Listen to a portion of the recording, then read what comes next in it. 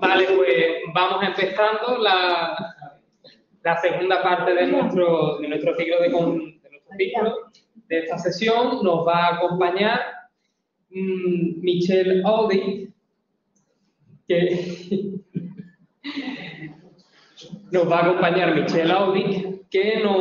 bueno, él es doctor en letras por la Universidad de Leiden en los Países Bajos. También ha trabajado en la Escuela de Investigación de Estudios Asiáticos, Africanos y Amerindios de dicha universidad, así como también ha sido profesor titular en la Universidad de Copenhague, Dinamarca. Desde el año 2004 es investigador y profesor en la Universidad Nacional Autónoma de México, en el Instituto de Investigaciones Filológicas. Allí también ha sido durante varios años coordinador del Seminario de Lenguas Indígenas y en sus investigaciones, combinando la historia, la filología, la lingüística y la antropología, él se dedica a estudiar la historia, lengua y cultura zapoteca a través del análisis de documentos pictóricos y alfabéticos, siempre tratando de relacionarlos con la cultura de los pueblos indígenas actuales y el paisaje, haciéndose uso de documentos de archivo, trabajos de campo y cartografía. Ha sido también director de varias tesis doctorales, ha impartido diversos cursos y talleres relacionados con las culturas de Oaxaca y con el Tratado de Documentos Coloniales, así como es autor de 5 libros, coautor de 7 y coordinador de 1. De todos ellos podemos destacar, por ejemplo, el Códice Mexicano, en coautoría con la profesora María Castañeda de la Paz, Cambiar para seguir igual, la fundación y caída del cacicazgo de Tehuantepec, autoría propia, el Códice de Yanhuitlan, 1520-1544, en coautoría con Sebastián Van Doesburg y Manuel Germán Lejarazo, o el Señorío de Tlapa Tlachinoyan, los documentos pictográficos de la región de la montaña, Guerrero, de autoría propia. Asimismo, es autor de artículos en revistas como la Revista Española de Antropología Americana o Arqueología Mexicana y Ethnohistory, y hoy nos va a presentar una ponencia con un título igual de poético que el anterior, que será de Mariposas de Oro con alas de venera de concha, la extracción de joyas de la Nueva España 1519-1531. Así que le paso la palabra. Muchas gracias. Pues muchas gracias por quedarse después de la presentación de María. Que contrario a mi currículum, no voy a hablar sobre zapotecos ni voy a hablar sobre documentos pictográficos. Este es un estudio puramente histórico y espero que nadie aquí pensaba, viendo el título, que yo iba a hablar sobre un escritor o poeta del siglo XVI, porque no va a tratar nada de esto. Y además vengo de letras y de filología, ¿no? Entonces, pues, mi proyecto, ese es el proyecto que llevo ya varios años, pero ya está a punto de salir el primer resultado de esto en forma de 2 libros. Tiene su inicio en algo muy curioso, siempre cuando voy aquí al archivo, y seguramente los que han ido al archivo, después de varios días pasando hojas en un mismo legajo, no ya dice, oye, ya necesito otra cosa. Entonces lo que yo hago es, voy a ver ramos que nunca había visto, ¿no? Entonces simplemente voy a leer ciertos ramos y digo, es interesante, voy a ver si encuentro algo interesante. Entonces así me pasó con esto. Estaba básicamente aburrido con un documento que estaba viendo y vi entonces el ramo de contaduría. Y contaduría, yo soy de humanidades, ¿no? Contaduría normalmente, cuando yo digo con números, los de humanidades directamente tapan sus oídos y no quieren escuchar nada, ¿no? Porque no quieren números. Mientras que contaduría son las cuentas de los tesoreros, ¿no? Entonces parece súper aburrido para muchos de nosotros, pero allí encontré algo realmente increíble. Aquí tenemos los legajos tempranos de contaduría de Nueva España, ¿no? De Nueva España, y lo que me llamó directamente la atención fue el primer legajo, 657, que empieza en 1521.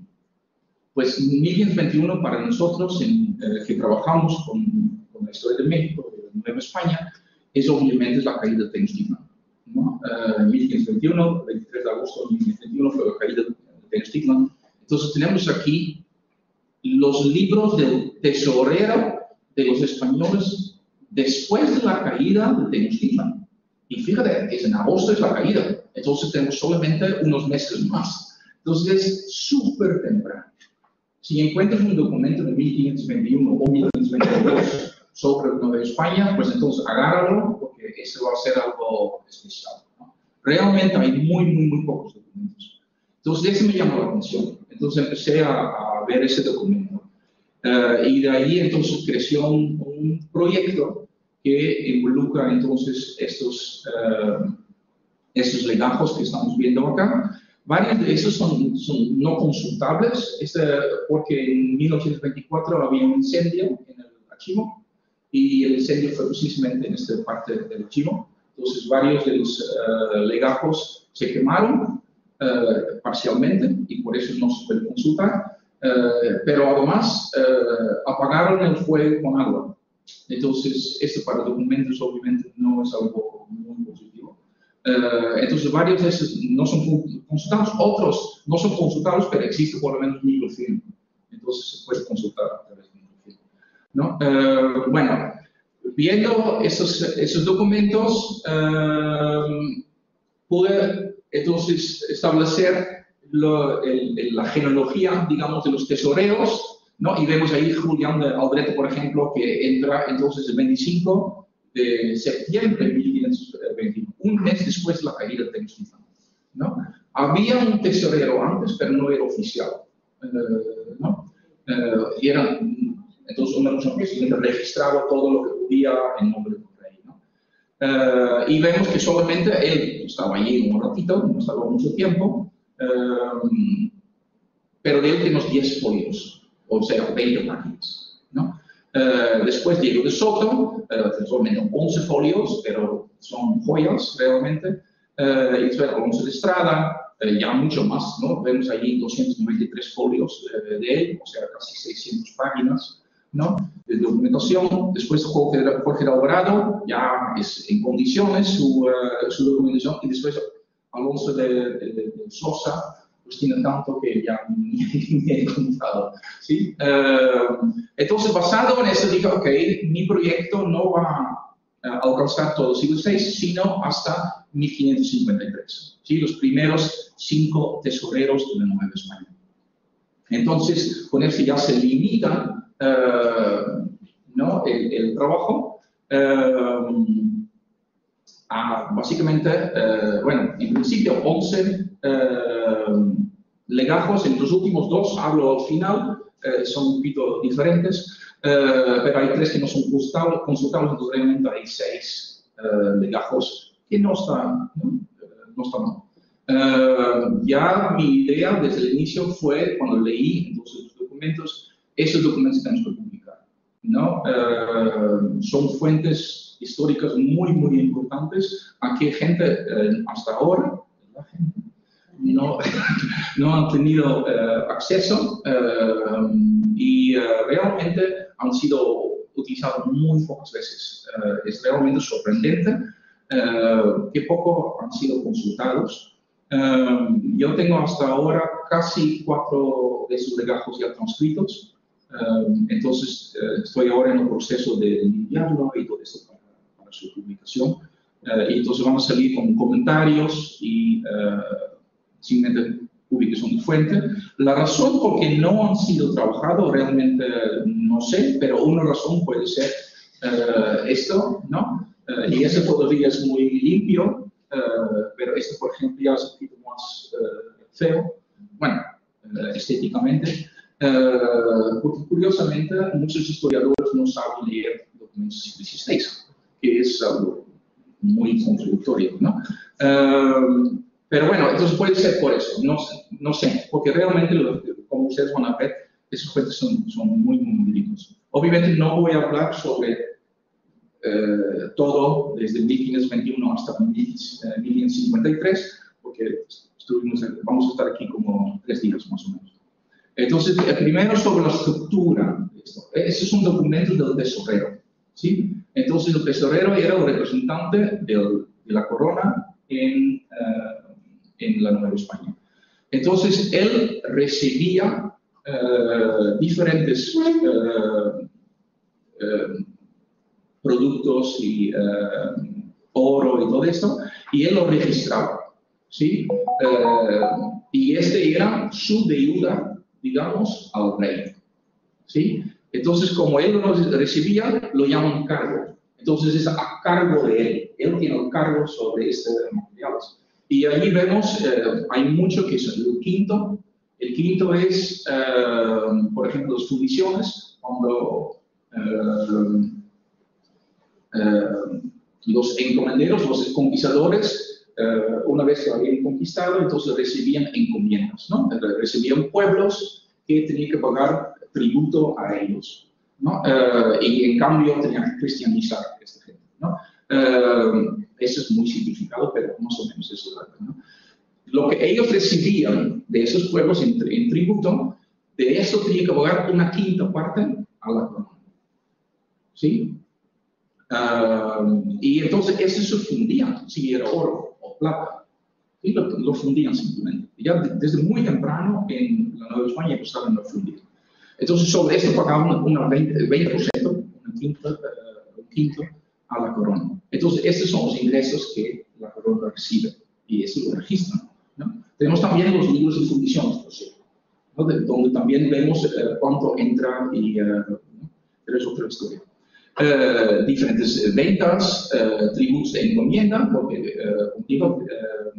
los encomiendas recibían esto, botines, o sea, tengo por ejemplo el registro del quinto, del botín de la caída de Tenochtitlan, sobre que hablamos María Mora toda esta data. Entonces, la caída de Tenochtitlan, el 13 de agosto de 1521, obviamente los conquistadores robaron lo que podían, como es normal, en una caída de una guerra, pero sobre eso tienen que pagar 20% a la corona. ¿Sí? Bueno, tenemos este registro en los documentos. No voy a mostrarlo, pero voy a mostrar otro que es de los derechos del fundidor. Entonces, aparte del quinto, tenía que pagar derechos a la persona que estaba en el jefe de la casa de fundición. Escobía, este escobía es muy curioso, es lo que encontraron, son pequeños restos de oro que encuentra después la fundición. Entonces, lo registran generalmente es muy poca cosa. Pena de cámara, entonces, básicamente, si alguien cometía un delito, entonces fue condenado, tenía que pagar algo, entonces este también iba a la corona. Tributos, la corona también tenía pueblos que tenían que pagar directamente tributo a la corona, ¿no? Y normalmente había un corregidor que era el representante de la corona, entonces ese tributo también registraba, y un miscelánea, y ese misceláneo obviamente son los supervisores. Entonces, a un lado hay esto, al otro lado hay data o descargo. Entonces, es cuando de todo lo que recibía tenía que pagar, por ejemplo, salarios de los administradores, ¿no? Entonces, eso lo quitaba. Entonces, el cargo que él tenía, que es su deuda, digamos, a la corona, pues entonces dice, sí, pero de todo esto yo pagaba no sé cuánto al gobernador o al juez o lo que sea. Entonces, ya mi ayuda ya le he quitado a la corona. Gastos de campañas militares. Tenemos, por ejemplo, los gastos de la campaña a Guatemala, la conquista de Guatemala, están aquí. Gastos de edificios, puertas, ventanas, todo este tipo de cosas, de edificios. Transporte de oficiales y frailes. Cuando llegaron los frailes, por ejemplo, a la costa, obviamente tienen que transportarla a la Ciudad de México, pues entonces vienen en caballos, con libros muchas veces. Este pagaba la corona. Entonces, es un estilo de gastos, liberaciones y también miscelánea. Y dentro de esto, las liberaciones principalmente, hay también montones de cosas que lo mandan a España. ¿Sí? Entonces, eso lo quitan, ¿no? Entonces, bueno, entonces, así Julián Alderete, el primero, ¿no? Estaba ahí muy poco tiempo, bueno, relativamente poco tiempo, pero más temprano, tenía un cargo de 50.707 pesos, 6 tomines y 6 granos. ¿Sí? Hay 8 tomines en un peso y 12 granos en un tomín. De 44, más o menos 80%, vamos a decirlo así, es de quinto. Quiere decir, del quinto, casi todo es oro, en este caso, y este quinto representa entonces 5 veces más, ¿sí? Lo que habían sacado los conquistadores de diferentes partes, ¿sí?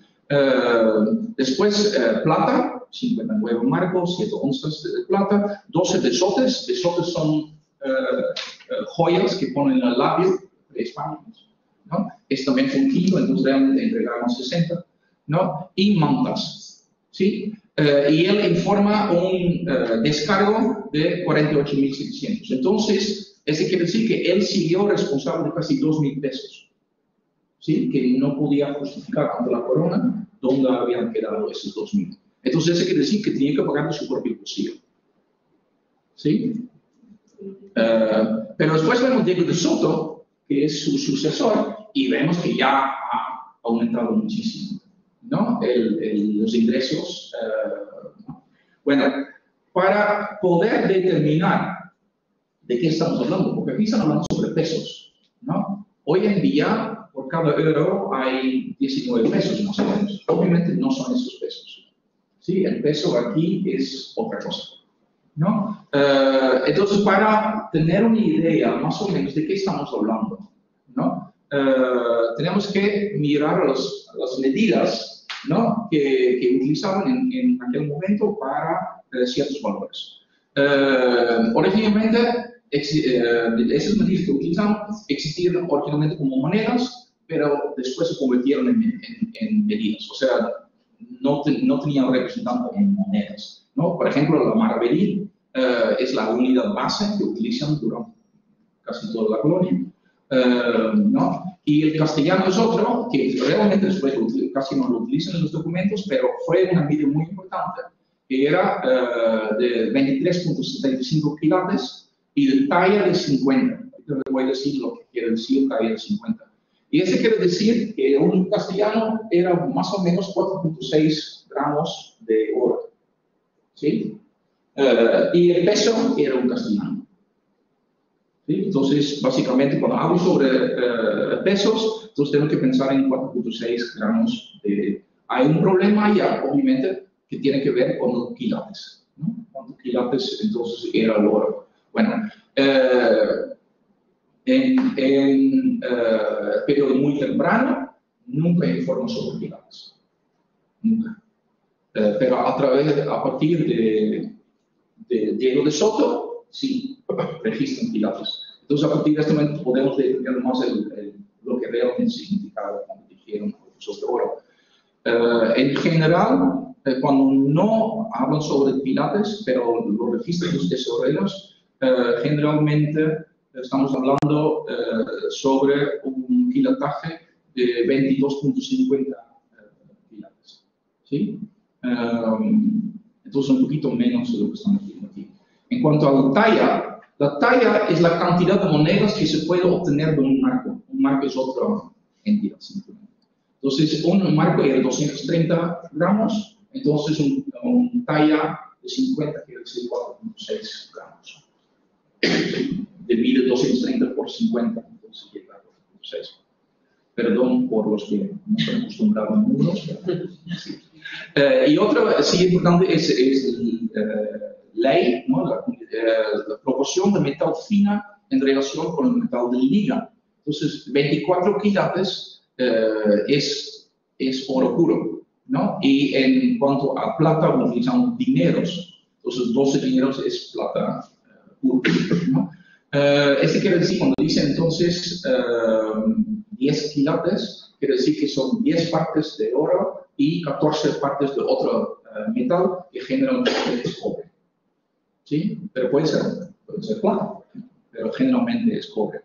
Entonces, teniendo esto en mente, Vamos a dar un salto mortal, pero para que ustedes más o menos entiendan lo que estamos hablando. Si tenemos entonces aquí un quinto de 44.443 que sacó el tesorero de los diferentes pueblos, ¿no? Particularmente del centro de México, entonces podemos decir, bueno, entonces si este es, no sabemos cuál es el pilotaje ni nada, ¿no? Vamos a ponerlo muy bajo. En vez de 4.6 gramos, ¿no?, por peso, vamos a poner 2.3, la mitad. Que probablemente no concuerdan, probablemente mucho más, ¿no? Pero vamos a decir. Entonces, de ahí pasando en esto, podemos decir, ok, entonces había en este pesos que está reportando 102.219 gramos de oro. Si esto, y este es un salto brutal, ¿no? Para pensar hoy en día, ¿no? ¿Cuánto sería esto? Pues hoy en día, esta mañana lo chequé, lo verifiqué. Muy bien, ¿no? Hoy el gramo es de 71,63 céntimos. Entonces estamos hablando sobre 7.300.000 euros. ¿Sí? Recuerda, ese es el quinto, ese tenemos que multiplicar por 5, o sea, 35 millones. Sería hoy, ¿sí? Obviamente el oro en este momento tiene otro valor, ¿sí? Pero por lo menos tenemos un poquito y idea de qué estamos hablando, ¿sí? Y ese es el periodo muy temprano, ¿no? Y este va a un aumento, ¿sí? Entonces, realmente sacaron bastante y mucha parte de esto regresaba a España, ¿no? De esto, algo miré, no recuerdo precisamente, pero algo como 70% de este oro regresó a España. ¿Sí? Regresó. Sí, estoy hablando desde México, ¿sí? Sí, regresó con ellos así. Bueno, como tenían diferentes pilotajes, ¿no? Entonces lo que hacían en los registros es intentar llegar a un pilotaje mayor, lo más alto posible, para tener entonces un registro igual para todos los entrados, ¿no? Entonces aquí tenemos un ejemplo de cómo esto funcionaba. Vemos el tesorero Jorge Alvarado, dice que metió a fundir 20 tejuelos. Tejuelos son tipo placas generalmente circulares, ¿no? De oro, que pesaron 503 pesos, los cuales trajeron los indios principales del pueblo Tututepec, en la costa de Oaxaca, en 22 de agosto de 531 años del séptimo tributo que han dado a su majestad. Obviamente es una traducción directa del documento, no es mi pobre español que está usando. El cual es primero, después de puesto en corregimiento, de que salieron fundidos 494 pesos y medio de oro de ley de 10 quilates. ¿Sí?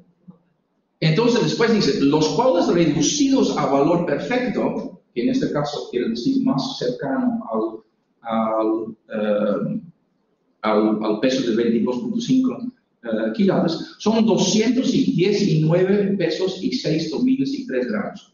¿Sí? Entonces, habla sobre oro de 10 quilates, pero nos da la proporción que sería en mucho más alta, ¿sí? Que 22.5 ejemplamente. Estos son, por cierto, los tejuelos, ¿no? Que tenemos en documentos bibliográficos.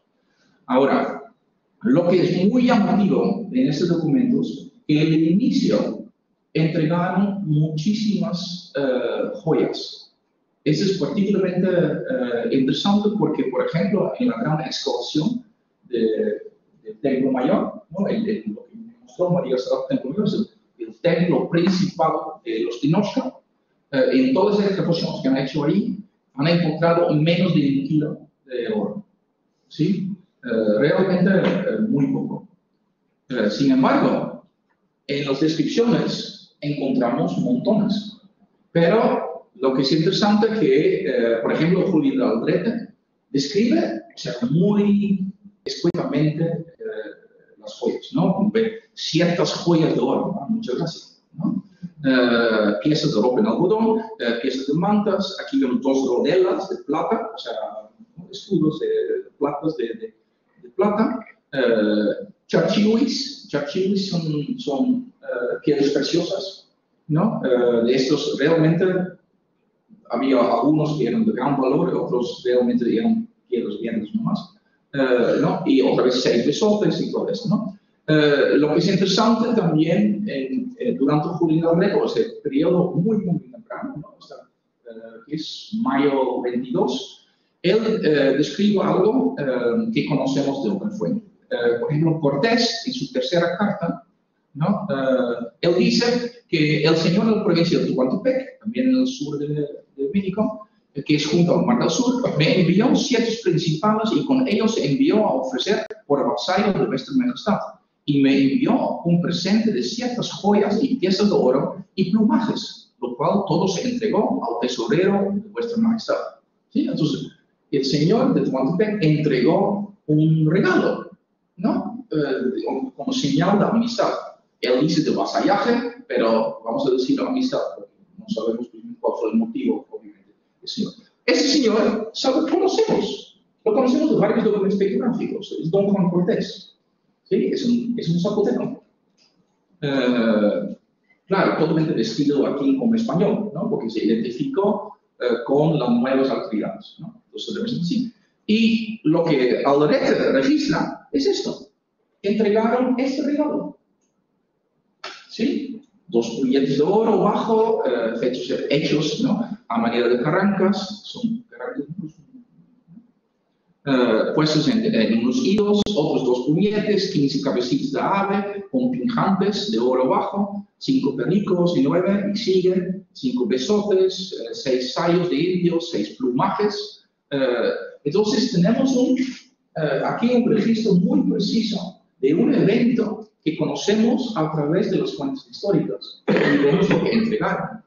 Pues es realmente único, ¿no? Pero tenemos lo mismo con el señor de Michoacán, y tenemos lo mismo, no lo puse aquí porque serían 4 diapositivas, del botín, el quinto del botín de Tenochtitlan, ¿no? Así tenemos las descripciones de esto, ¿no? Muy rico. Las descripciones de Diego de Soto también son igual de breves, ¿no? O sea, son muy pocos ilustrativas, igual de Alonso de Estrada. Lo que es interesante del periodo de Alonso de Estrada es que tenemos varias descripciones de cosas que encontraron cuando destruyeron la ciudad. O sea, una vez conquistada la ciudad, allí los españoles empezaron a construir una nueva ciudad, que es la Ciudad de México, ¿no? Entonces tiraron ciertos edificios, naturalmente, templos. Y en este momento encontraron lo que llaman ochilobos, Huitzilopochtli, ¿sí? Ochilobo es la versión española de Huitzilopochtli, ¿sí? Porque todavía muchas veces cuando españoles llegan a México para el trabajo y dicen Huitzilopochtli, nosotros decimos así, pero de verdad que entonces no lo pueden pronunciar, ¿no? Entonces, esa es la versión española del siglo VI de Huitzilopochtli. Entonces, encontraron ofrendas enterradas alrededor de los templos, como todavía encontramos ahora en las exposiciones del Templo Mayor, ¿no? Lleno de cosas. Bueno, muchos de esos son restos de animales, puestos en ciertas direcciones y todo este tipo de cosas. Obviamente, eso no tenía ningún interés de los españoles, lo que tenían interés es lo que sacaron y lo registraron, ¿no? Entonces, aquí vemos lo que ellos sacaron de una de sus ofrendas. Y dicen también el precio, 878, pues más o menos como 26.000 hoy en día, sí se puede dar razón, ¿no? Entonces vemos estas descripciones que son, o sea, realmente muy interesantes en cuanto a lo que había entonces en estos lugares.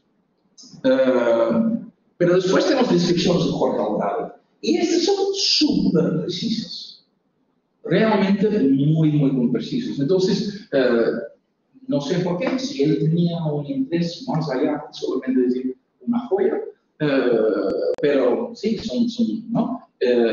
Dice, hay un rosario, claro, es un collar, ¿no? Sí, ¿no? De cuentas de oro, el uno con un monstruo y 7 pinjantes colgando con 18 cañudas de cuentas y 38 cuentas redondas. O sea, es una descripción muy precisa. y así, ¿no? Lamentablemente, muchas de estas joyas fueron reducidas, ¿sí? Porque obviamente no les entraban las joyas, lo que interesaban era esto, ¿no? Es lamentable, aunque también tenemos registros, por ejemplo, el presente del señor Tehuantepec, lo mandaron directamente al rey. Pero, ¿qué pasó con esos? Probablemente terminaron fundidos. Bueno, lo que es interesante de este material es que entonces es un registro del patrimonio cultural de este momento, ¿no? Entonces, vamos a ver algunos de estos, de las diferentes categorías, como usted puede ver, águilas, alcarazas, cabezas, todo esto. Y vamos a ver algunos de ellos. Aquí, por ejemplo, tenemos águilas, ¿no? Un montón de águilas de oro. Y lo que es interesante, que ese tipo de águilas, o aguilillas, como dicen también, ¿no?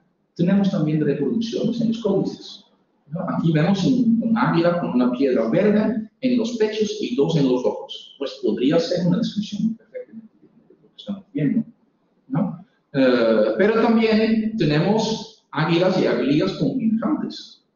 Esos son de la tumba 7 en Montfalvá, ¿no? Entonces, si al momento cuando vamos a combinar ese tipo de representaciones y objetos con lo que estamos viendo en los códices o en los documentos, tenemos entonces una idea de la riqueza de lo que encontraron, más que solamente una descripción, ¿no?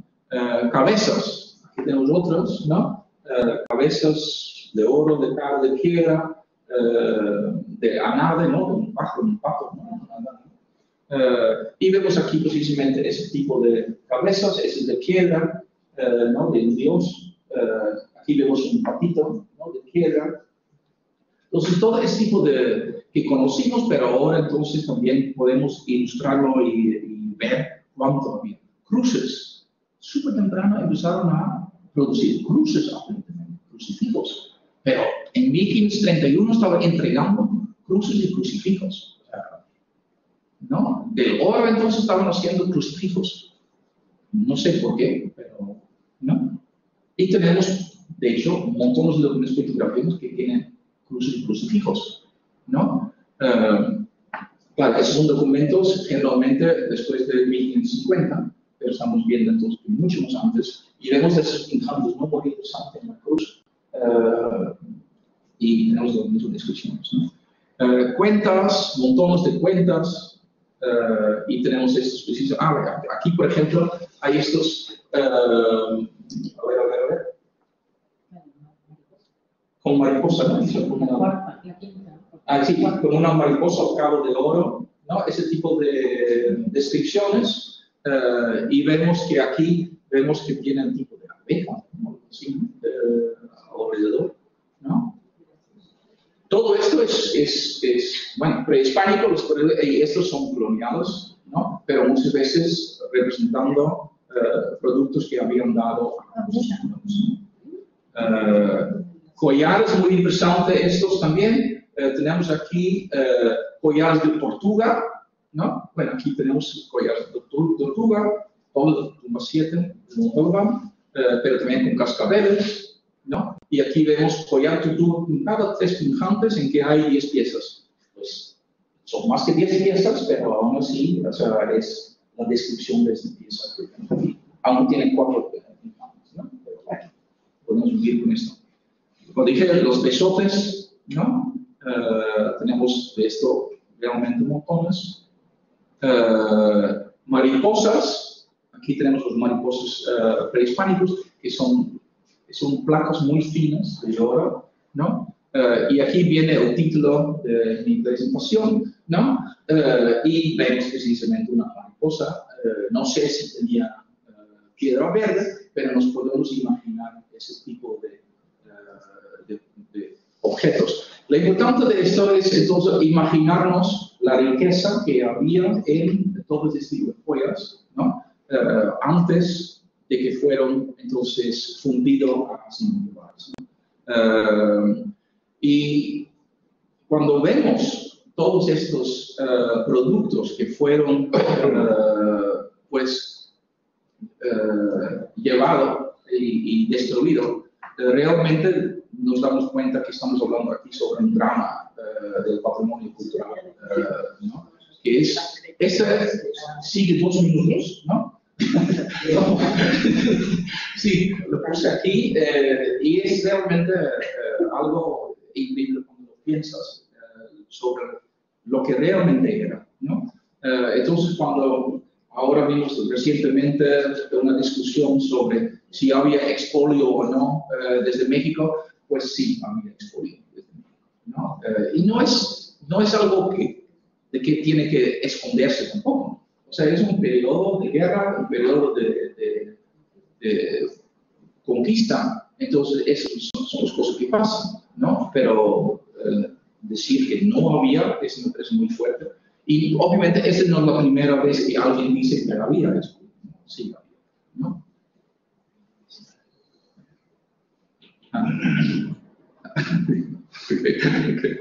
¿Tú registraste aquí? Bueno, entonces, esa es una parte, entonces, realmente del periodo temprano, cuando entregaron muchísimas joyas, ¿no? Ahora quiero ver al otro lado del espectro. Voy a quitarlo porque no vamos a esperar 2 minutos para que termine. Sí. Entonces, regresamos un momento a estos y voy a hablar sobre los últimos 2 legajos, ¿no? 785 A y B. Estos son de tasaciones. ¿Sí? Tasaciones son básicamente evaluaciones para impuestos, ¿sí? Para el tributo. Entonces mandaban generalmente un juez, pero algún tipo de administrador a los pueblos y contaba allí las cabezas de las familias y pasaba en un número, tenía que pagar X, el pueblo tenía que pagar X tributo. ¿Sí? Entonces, eso lo registraban estos libros. Y estas tasaciones son muy importantes para los historiadores de los pueblos indígenas. Y de hecho, las famosas tasaciones son estas, que están en el Archivo General de la Nación en México, ¿no? En Tributos 63, son 3 tomos. Y estos fueron publicados por Francisco González García en 1952 y es un clásico. Desde el momento que lo publican, o sea, cuando empiezas tu investigación, ese es uno de los fuentes que utilizas, ¿no? Realmente es un clásico. Y lo que vemos allá es que empieza en 1531, no de todos los pueblos, porque son solamente los corregimientos. Corregimientos son los pueblos que pagaron tributo a la corona, ¿no? Entonces, la corona ponía un corregidor en esos pueblos, que era el administrador de estos pueblos, ¿no? Entonces, esos son solamente de la corona. Hay muchos otros pueblos que están en encomienda, ¿no? A los conquistadores, pero no están registrados acá. Y muchos de estos empiezan en 1531, algunos más tarde, pero no. Por eso va de 1531 a 1567. ¿No? Claro, va después también, pero es el periodo que tratan esos documentos. Y lo que vemos allí en esos documentos es que muchos pueblos, el principal pago que hacían era maíz, frijoles y mantas. ¿Sí? O sea, muy prehispánico. Y mantas de diferentes tipos, mantillas, y, paños y no sé qué. O sea, un montón de diferentes mantas, ¿no? Ese viene del Códice Mendoza, un registro del tributo prehispánico a Tenochtitlan. Y vemos que con el tiempo se monetarizó la sociedad. O sea, empezaron a pagar en pesos, ¿sí? Muchas veces también oro en polvo y cosas así, pero generalmente ya empezaron a pagar en pesos, ¿sí? Una monetización. Este era algo muy positivo para los pueblos. Suena raro tal vez, pero fue realmente algo muy positivo. Y vamos a voy a dar un ejemplo de Xicotepec. Aquí vemos una moderación, quiere decir moderar, ¿no? Entonces estamos adoptando el tributo de algo que pagaban a lo que van a pagar a partir del 1531, ¿no? Y entonces moderado por la Audiencia Real, la máxima autoridad en la Nueva España, en que de 80 días, cada 80 días quiere decir, que es algo totalmente prehispánico, ¿no? Periodización en 80 días, es muy típico prehispánico, 300 toldillos de a 4 piernas y cada pierna 2 brazos de largo y 2 palmos y 5 dedos de ancho. O sea, describen el tamaño de esos toldillos, ¿no? Más 50 nahuas, o sea, faldas, ¿no? Y 50 camisas, ¿sí? De mujeres. Más 10 jarros de miel, más 20 panes de liquidámbar, más 100 pelotas de cera con el puño. ¿Okay? Entonces, bolos de cera, ¿no? Ese tamaño más o menos. Ok, entonces eso tenía que pagar a partir de 1531. Sin embargo, tenemos en otros libros, tenemos los pagos de tributo de Xicotepec cada 80 días, ¿no? Lo tenemos aquí. Entonces vemos, mientras que la tasación decía que tenía que pagar esto, no lo que acabo de leer. Realmente, en el primer tributo, vemos que pagan, en vez de 300, 400 toldillos. Pero solamente 30 naos y 30 camisas. ¿Sí? 10 paños de cama, que ni siquiera están en la tasación. ¿No? 20 panes de liquidámbar, sí. 100 pelotas de cera, sí. Y 15 jarras en vez de 10. Entonces estamos viendo que este es nomás una indicación lo que tienen que pagar. Si no pagan entonces 50 nahuas, entonces tienen que compensarlo con los toldillos o con hielo o con los paños. Y lo vemos también en el segundo tributo.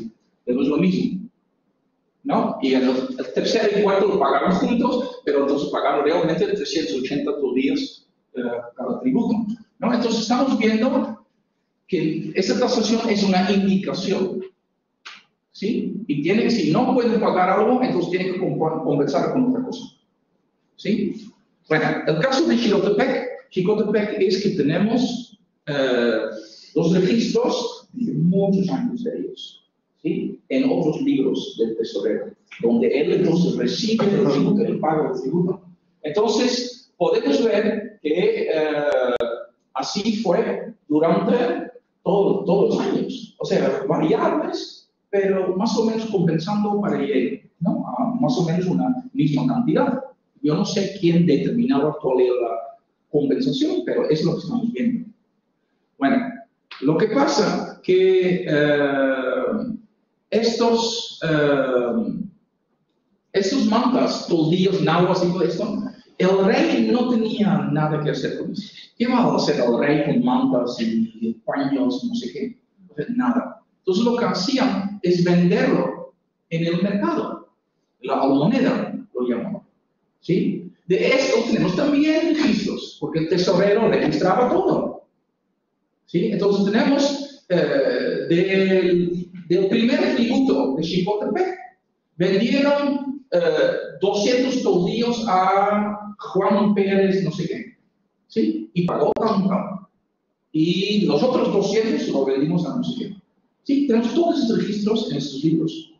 Súper rico, ¿no? Entonces, basado en eso, podemos ver, ok, entonces, cuando vendían todo tributo del primer año, entonces llegaban a 196 pesos, 116 gramos, mientras que en el otro año el valor era 203 pesos y 2 tuminos. ¿Sí? Entonces vemos que el precio es diferente, aunque es el mismo tributo. Bueno, si hacemos esto sobre los primeros 6 años, ¿sí? Es súper rico esta fuente, ¿no? Y lo hicimos sobre los primeros 6 años. Podría haber hecho hasta 1550, pero mi tiempo es limitado. Entonces, vemos que en 1531, entonces el valor del tributo del año era esto, mientras que en 1536 el valor era este. ¿Sí?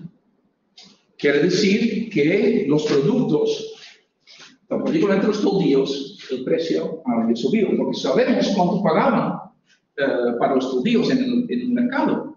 Entonces sabemos cuánto era el valor de un tomillo.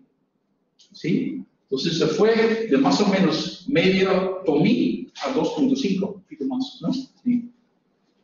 Entonces, para los pueblos era mucho más interesante pagar en dinero que en productos.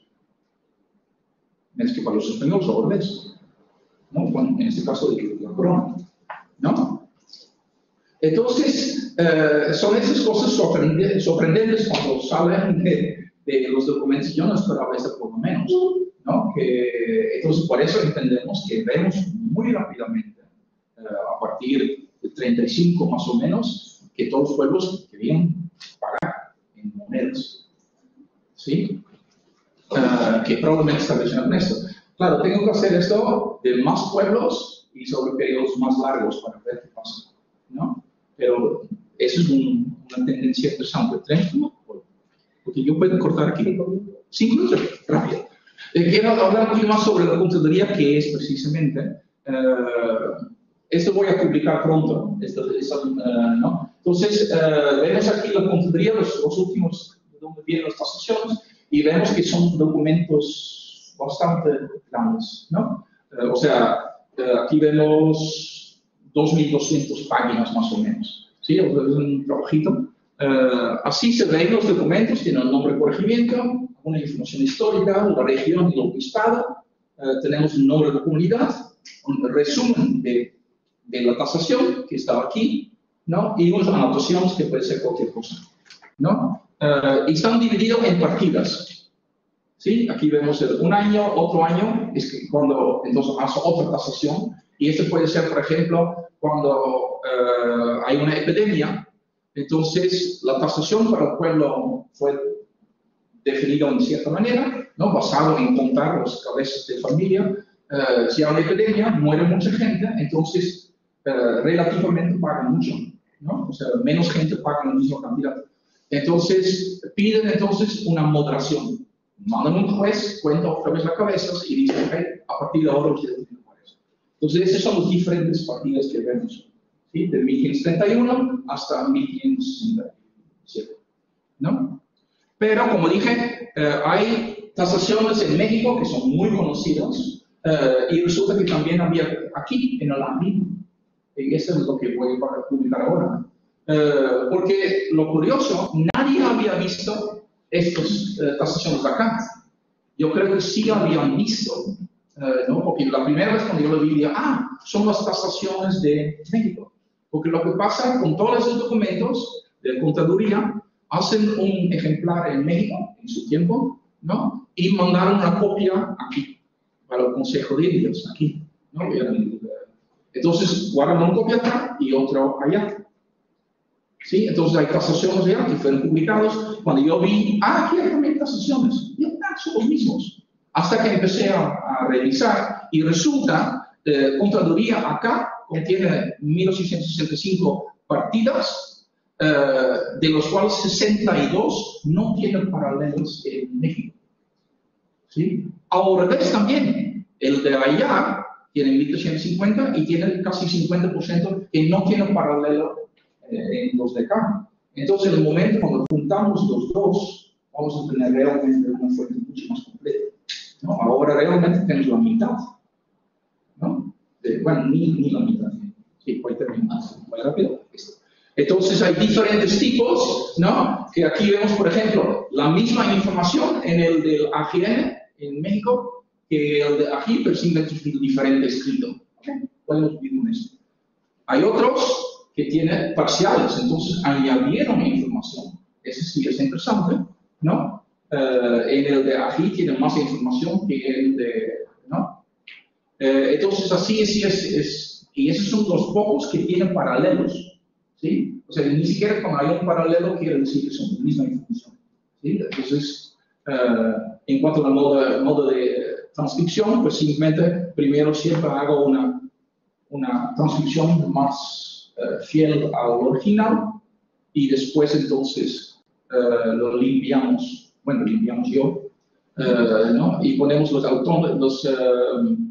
topónimos, los nombres de pueblos en mayúsculas, porque en la publicación de 1952, en estas sesiones de México, lo hicieron así. Entonces, simplemente queremos seguir la misma tradición, ¿no? Entonces, al final se ve así en la publicación. Obviamente, con montones de índices y todo esto para que se pueda buscar, porque es muy difícil buscar. Creo que al final los dos tomos son como 1500 años. Bueno, ya, con esto termino. Sí.